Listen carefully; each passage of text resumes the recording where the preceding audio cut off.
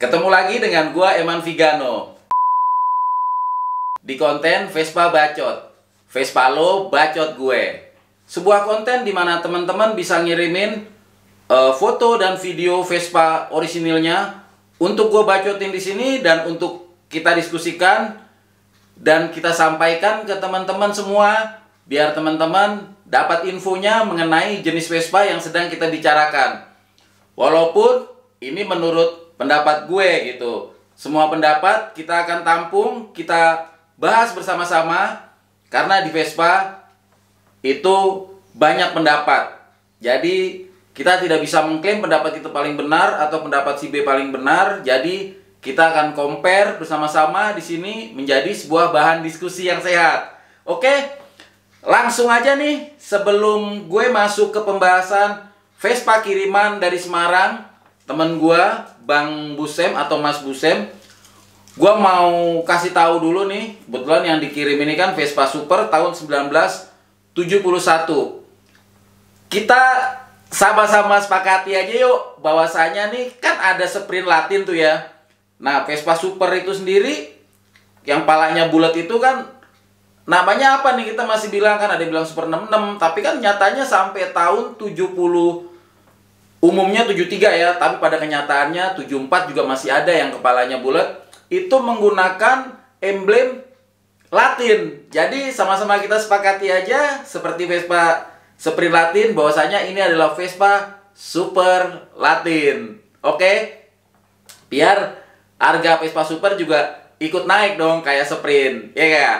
Nah, langsung aja nih Vespa Super Latin ini itu yang kita umumnya tahu itu start dari 66 sampai 73. Tapi berdasarkan buku, ya kan, itu start dari 1965 dan terakhir itu 74 masih ada teman-teman, gitu. Walaupun nih pada kenyataannya nih tahun 74 dan 75 itu sudah masuk juga ke era Vespa Jenong. 74 75 itu awal-awal itu pabrikan dan motor memproduksi Vespa Supernya. Nah, tapi kita skip untuk Vespa Super 74 dan 75, kita fokus di Vespa Super Latin.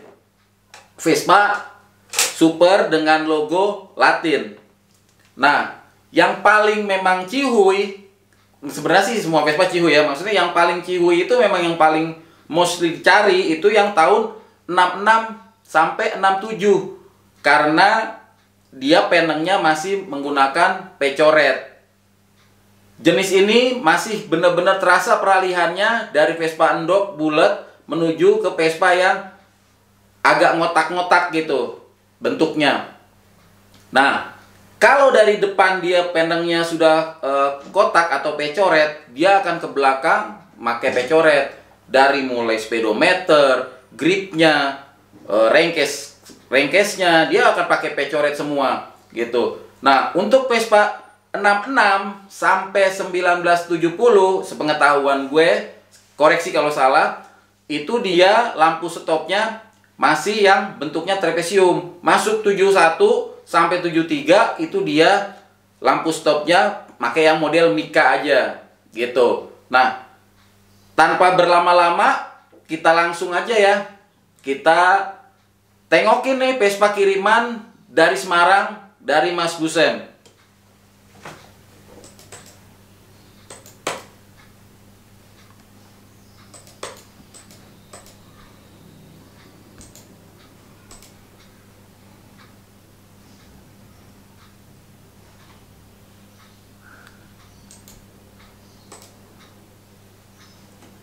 Nah, teman-teman, ini Vespanya.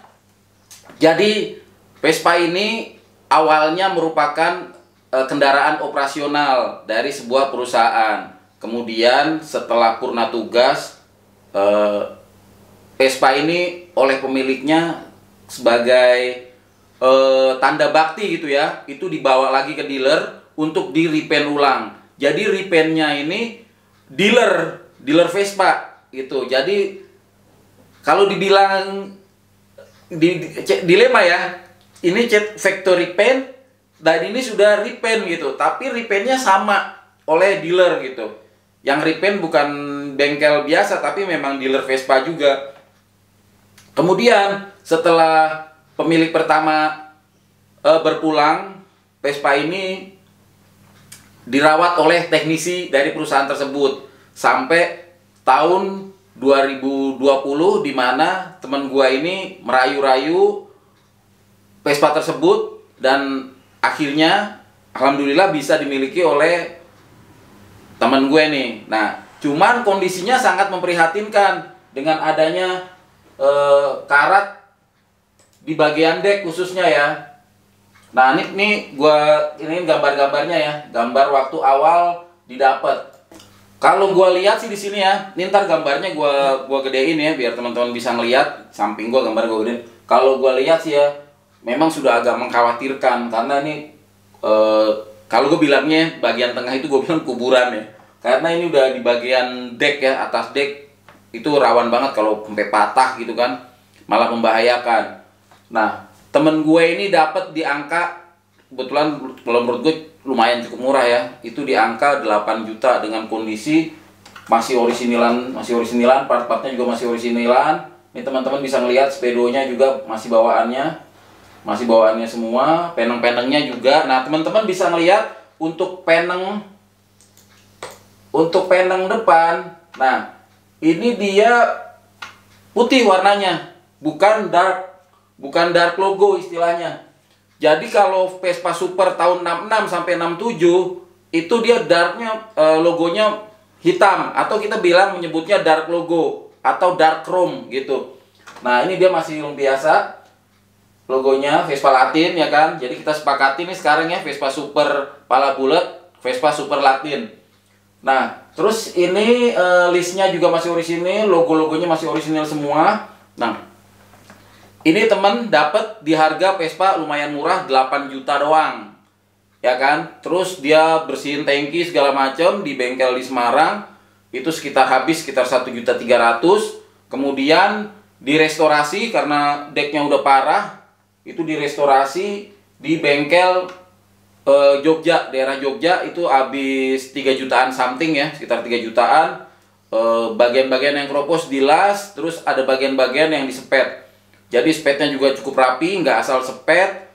Listrik plangnya dicopot dulu. Itu benar-benar pengerjaan yang profesional menurut gua ya. Jadi dia nggak asal siram aja, tapi dibikinnya rapi gitu. Kalau nanya teman, bang, mengurangi harga atau enggak bang kalau sepetan? Nah, itu memang suatu hal yang menjadi dilema ya. Dan itu kembali ke demenan masing-masing. Ada yang suka karat, ada yang suka ada yang suka karat apa adanya, ada yang suka baru. Tapi ini kalau menurut gue sudah bukan masalah tampilan orisinil atau baru atau gimana ya, tapi ini lebih menyangkut ke safety. Buat apa kita mempertahankan keorisinilannya? Kita harus objektif juga teman-teman dalam bervespa ini. Kalau itu sudah membahayakan, ini orisinil tapi itu sudah membahayakan, itu kan dek tulang utama gitu ya kan, itu udah keropos, udah hancur, kita pakai nanti ngapa-ngapa di jalan ya kan. Jadi ya memang sebaiknya direstorasi. Cuman memang kita harus mencari tempat restorasi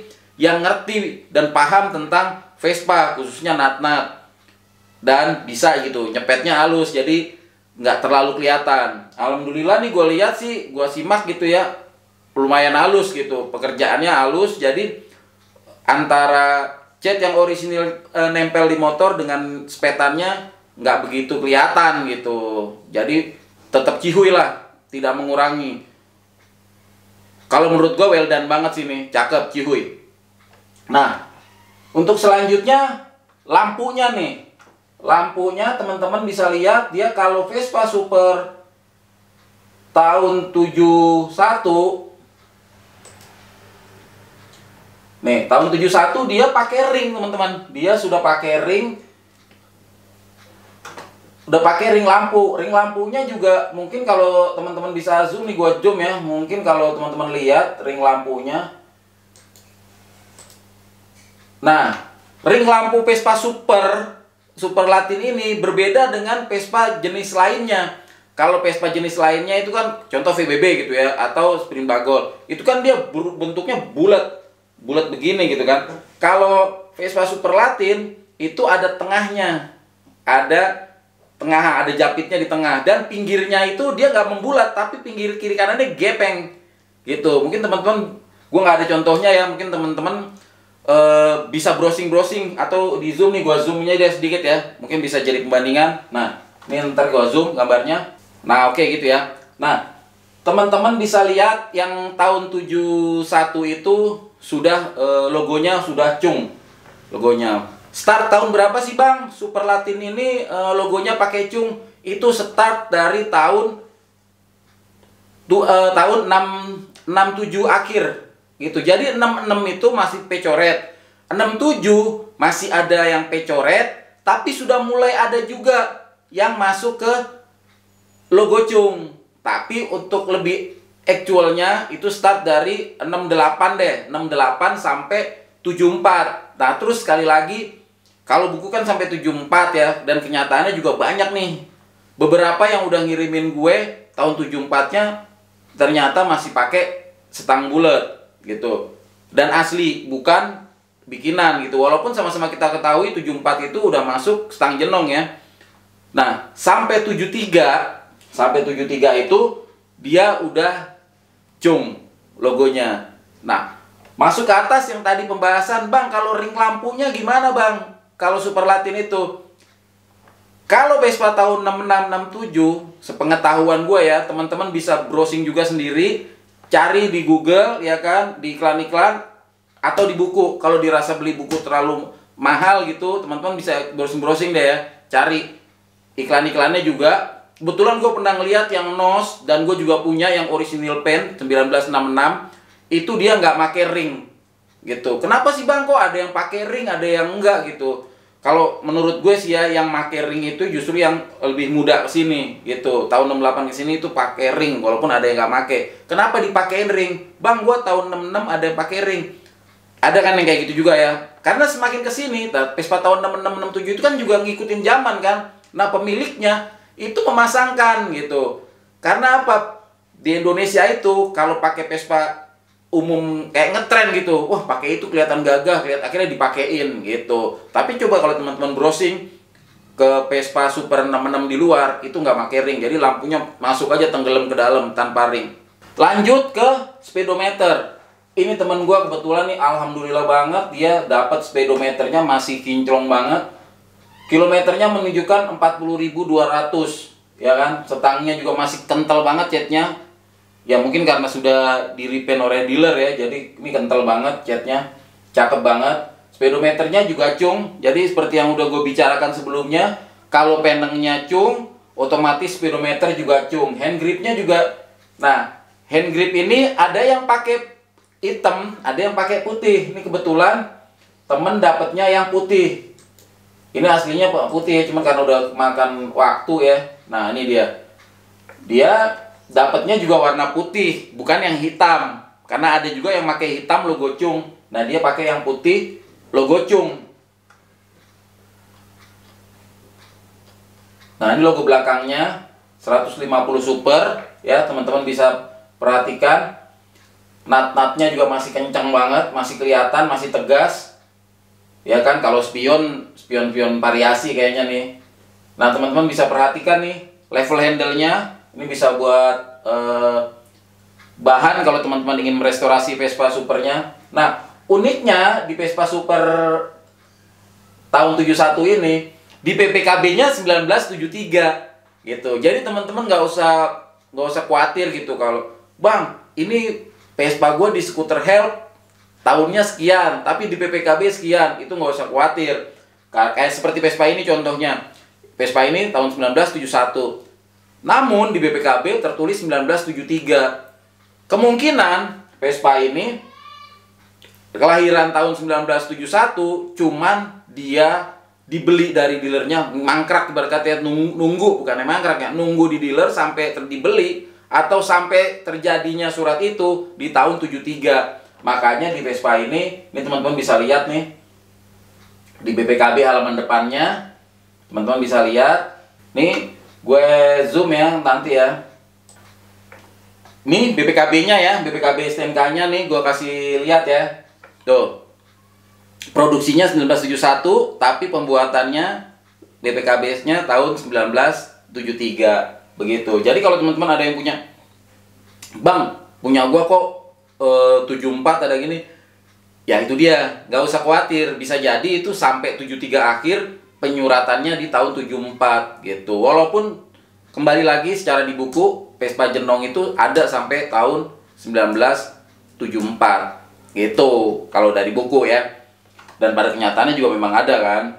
Nah teman-teman, ini hasil finishing akhir dari pengerjaan karat yang tadi ya teman-teman. Teman-teman bisa lihat nih, gua zoom ya,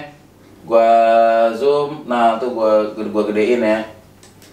Nah tuh lihat tuh ya kan, kroposnya udah hilang ya kan, bukan paku namanya, baut-bautnya tetap mempertahankan baut yang lamanya, jadi tetap selaras atau tetap years period gitu. Bautnya nggak langsung diganti pakai baut baru sementang-mentang catnya habis disepet terus nggak diganti dengan baut baru. Jadi detail.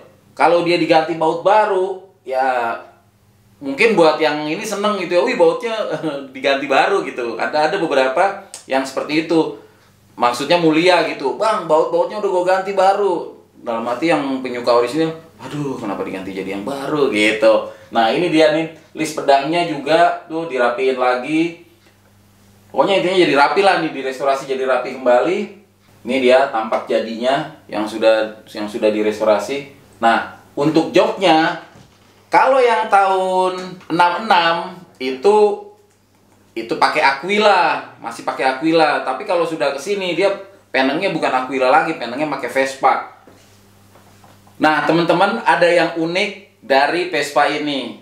Sebenarnya sih hal biasa aja ya, cuman menurut gua unik gitu, karena kan seperti yang kita ketahuin, kalau dia partnya pakai, kalau dia sudah logo cung, maka semua partnya kebanyakan akan cung gitu kan. Kalau sudah pecoret, masuk pecoret gitu. Nah jadi ini kan di Vespa ini kan sudah masuk logo cung ya, bukan pecoret, dia sudah masuk logo cung. Semestinya part-part perintilannya juga sudah masuk ke logo cung, tapi kita menemukan bahwasanya tutup karburatornya ini justru masih pakai pecoret dan IGM nih, pecoret IGM. Ini di zoom ya, tuh gitu.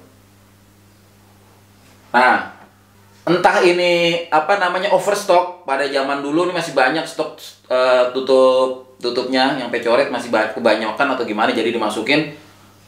Gue juga kurang tahu ya, mungkin teman-teman ada yang tahu punya pendapat lain. Kalau menurut gue sih gitu ya, jadi mungkin yang lama masih ada stok yang lama, jadi diterapin aja tuh di situ gitu. Dan di sini ada logonya IGM, dan knalpotnya juga dia masih pakai yang IGM,